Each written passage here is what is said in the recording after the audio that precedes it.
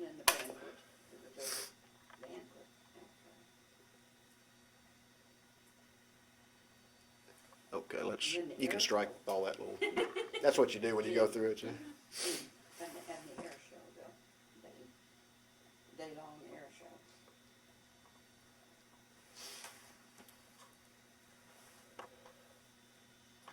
Okay. We were talking about the Flyboy book. As mentioned, the Commemorative Air Force invited us to come out to be a part of the celebration of the Flyboys being inducted into the Hall of Fame. And I was honored to receive the medallion with Glenn's name on it, to take or to give to his mother, who was unable to be there.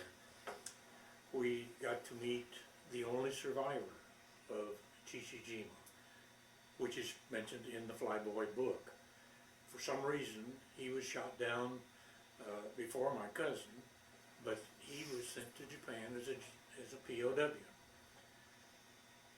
The rest of the Flyboys that were inducted into the Hall of Fame is a part of the gory part of the Flyboy book. And the story, you have to read the Flyboy book. We don't want to do a rundown of the Flyboy book. I got to meet the author in November of '03 when he came to Atlanta for a book signing. We've been in contact with him over the years, particularly when I told him that I had found Glenn's mother.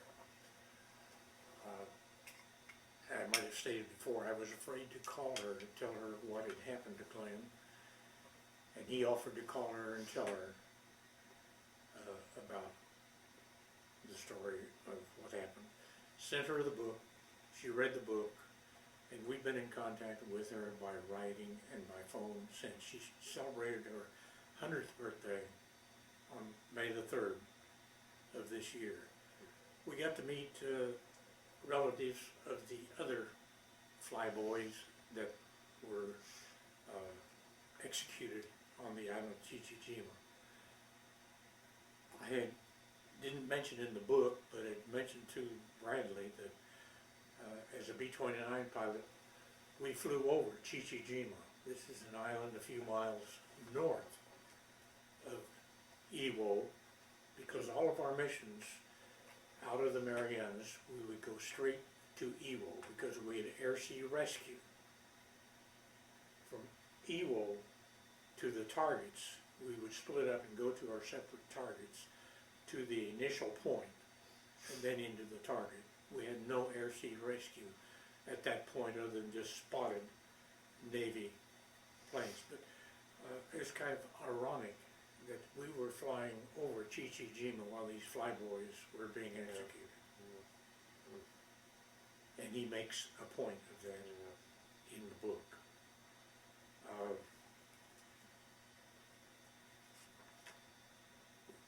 At the celebration, which is probably about a 2-hour celebration of about 650 people, we were allowed, and we were not informed, we had a front table next to the podium. Came over and wanted to know if we would give a 3-minute talk. So we got to address those 650 people along with the other people that had received the awards from the Commemorative Air Force. Jimmy Bradley could not be there because he was researching another book in China. If you read the book, you'll find that he is very strict on being accurate. That's the reason he wrote the afterword, to correct 2 things, because he stated in the afterword, I was wrong. There was a mother that was still alive, and then explained how I had located her. I'm looking forward. I've written him just recently when I found that the New York The Flyboys was on the New York Times Yeah. bestseller list for a number of weeks. Then the paperback was on for a number of weeks. And then a couple of years goes by and I opened up the arts and books section one day. There's Flyboys back on it again. So I wrote him a note. I had not heard from him, asking him, when is your new book coming out? Because I know that he had spent time in Japan. He and Paul Azan and ex-President Bush spent time on Shishijima. There's a documentary on CNN about this, mostly about George Bush, because he had been shot down at Shishijima months before and was rescued. But Bradley is in this documentary and explains how he researched and met and talked to Japanese that were on the island that was there during those atrocities. He spent time in Japan. So he's a very factual writer. Mr. Frazier, when you were over in the Pacific and during the war, did you realize at the time that this was one of the most significant world events in certainly our history, but in the history of mankind, and that you were participating in it? You know, I don't believe I had that thought, that it would turn out to be what is considered World War II compared to what the American public think about Vietnam. It's because they don't know the story of Vietnam. Too much the media hype that has caused a negative thinking on Vietnam. And the story from Tom Brokaw on The Greatest Generation, we appreciate those comments. But we were just ordinary kids in a different era, thinking not that we were anything different than people are today. A lot of people have said to me, you're one of the heroes. I'm not a hero. Most of the heroes are the ones that are dead. Those that got really hurt, those are the heroes. I came through without a scratch, and it was an adventure. And it's become more of a story after than what was happening during. Well, you're still a hero to us, I will tell you that.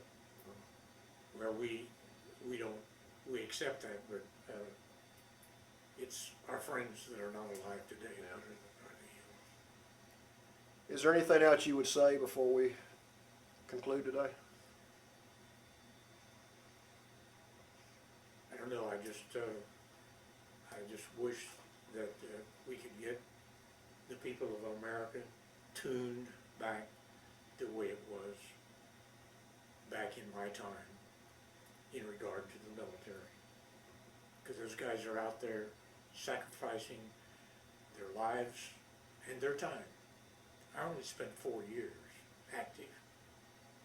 I spent 21 total. But it was, again, an experience that not only did I enjoy a part of that experience, but I'm enjoying it now by having the opportunity to tell the story of my experiences. You need to say that 21 years. Beg pardon? You need to mention that the 21 years involved not active. Well, I pointed out I had 4 years active, and the balance was. Well, I can't thank you enough for giving up your time to come here and tell your story. It's an honor for me, and I'm sure for everybody at the History Center, to have you here, and thank you for what you did for our country. Thank you for asking.